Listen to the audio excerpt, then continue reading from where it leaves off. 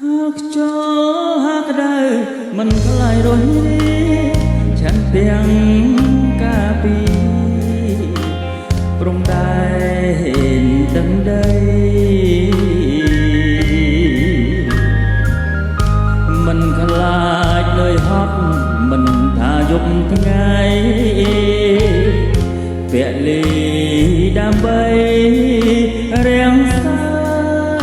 សន្តិភាពរៃពុនរឿងជាតិឆ្ងាយប្រពន្ធកូនរំត្រូវស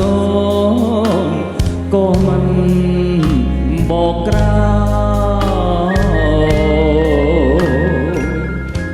បូជា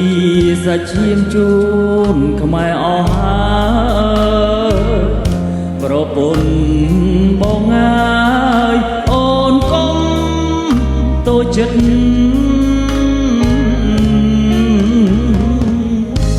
មកខាងជាគ្រួសារខាងកិច្ចការជាតិរូបបងត្រូវឃ្លៀតយកជាតិជាធំជួនយប់អាត្រៀតឲ្យអូនបារម្ភធ្វើមិនដេចរូបខ្ញុំទៀនព្រំដែនអរគុណប្រពន្ធបងដោសែនអត់មុតមាត់កយល់ដល់ចិនប្តី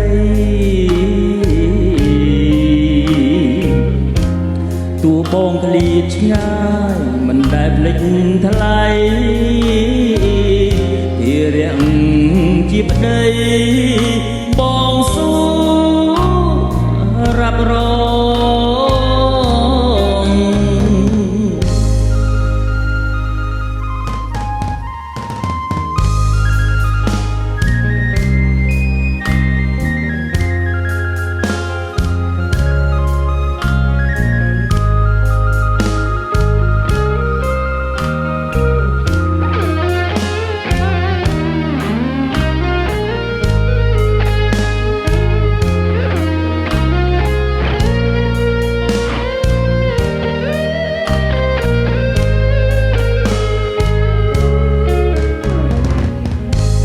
ខាងជា